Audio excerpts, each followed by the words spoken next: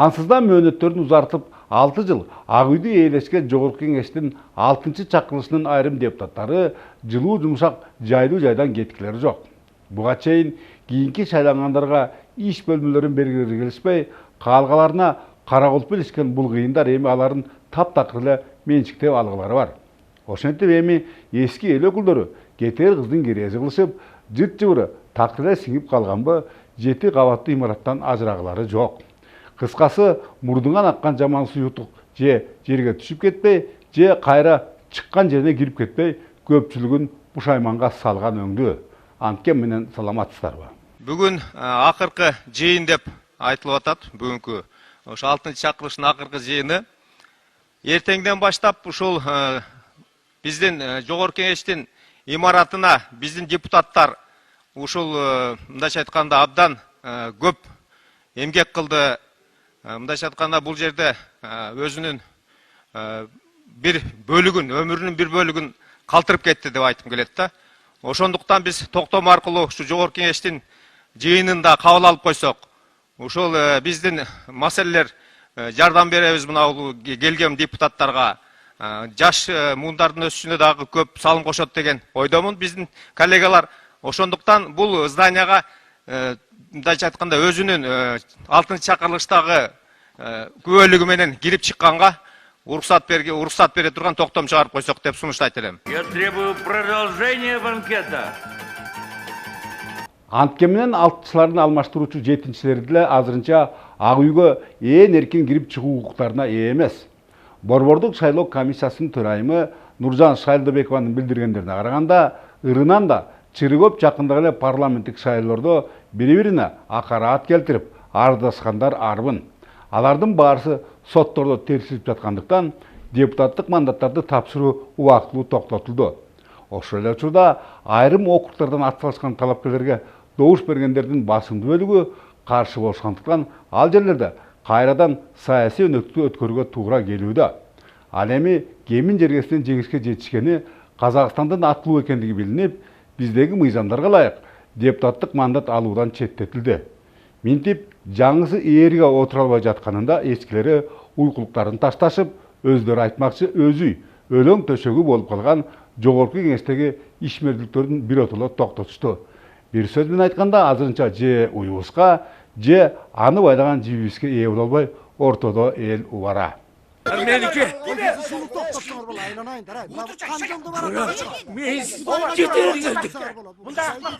Urdım sizlerdi. Yine durayınlar dizi. Buna sizlerge akça. Bu!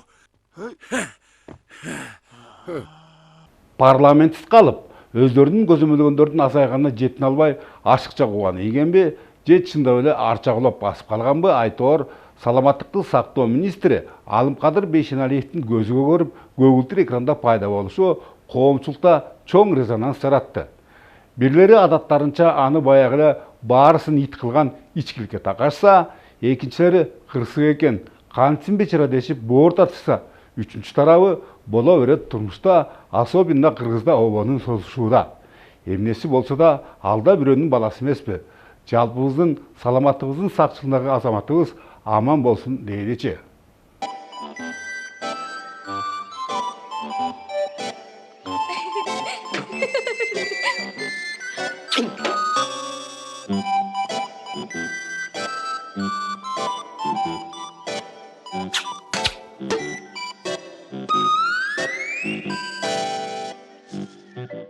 Анткен менен жыл жаңырар алдында өзүбүз байырлаган Теңиртоо жергесинде келечекке үмүт арттырган жаңымдуулуктар бирин-экин болсо да орун алууда.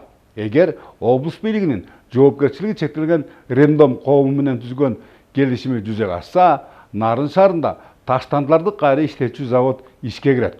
Албетте, мындай шартта учурда курч бойдон турган жумушсуздукту ооздуктоо алда канча жеңилдегенден тышкары, түбүндө уюткка гана калган казынага азбы көппү киреше тамчылап, акыры океан болбосо да деңиз болуп кеткиси бардыр. Азыр биз аралап жүргөн ушул жерди жергиликтүүлөр карга жайлоо деп коюшат. Анткени Нарын шаарынын түндүк чыгышындагы ушул жайга чакан каладан чыккан таштандылар жана акырчыкылар ташылып келип төгүлгөндүктөн аны жайдыргычтыр каргалар мекендейт. Мунун аянты 5 гектардан biraz ашығырақ Жанал облыс борборuna канатташ эмгекчил айыл аймагына таандык. Тазалык ишканасыналардын билдиргендерине караганда карга жайлоого күнүнө 150 куб метр турмуш тиричилик калдыктары төгүлөт. Ал эми мындай көрүнүштө эртеңби бүрсүгүнүбү ушул аймакта толуп, акыр чикилер үчүн жаңы жай издөө зарылдыгы жаралары бышык. Андыктан Нарын шаарында таштандыларды кайра иштетчү заводдун курулары көктөн изделген оокаттын жерден табылгандай эле кеп болду. Одновременно при утилизации мусора получается производство тепло. 6 айдан кийин өндүрүшүнүн башталары күтүлгөн бул ишканада орус технологиясы колдонулуп, ал европалык жабдуулар аркылуу жүзөгө ашырылат. Ошондо биз кандайдыр бир деңгээлде жумушсуздук көйгөйүн жеңилдетебиз. Ошондой эле арзан жылуулук жана кошумча электр кубаттуулугун алуу мүмкүнчүлүгү жаралат. Алдын ала макулдашууларга ылайык аларды биз жардам иретинде калктын аярылуу катмарына, саламаттыкты сактоо жана билим берүү мекемелерине беребиз. Срок строительства по проекту до 6 месяцев. То есть уже Жарым жылдан кийин ишке кирише турган ишкана таштандыларды жана синтетикалык материалдарды отун катары колдонуп, андан чыккан жылуулук кошумча энергия булагы болмокчу. Мында атайын жабдуулар ачуу түтүндү дайыма тазалап тургандыктан айлана чөйрөгө эч кандай зыяны жок. Өз ичине өндүрүштү да, экологиялык тазалыкты да камтыган бул долбоор баардан мурда калаадагы Москва чөлкөмдөлөргө зор пайдасын тийгизери күтүлөт. Себеби анын ишке ийгиликтүү ашырышы менен мындагылар арзан жылуулук жана электр кубаттуулугу менен камсыз алышат. Долбоор тура турган жерден 30-40 чакырым радиусто таштандыларды алсак болот да. Бул жалгыз гана эмгекчил айыл өкмөт эмес, жалпы эле Нарын шаарынын тегерегиндеги болгон айылдарды биз камтысак болот. Нарын шаарынын жана Нарын шаарынын тегерегиндеги райондордон чыккан жалпы таштандыларды ошо 100 тоннага чейин биз ар бир күнү иштете алабыз.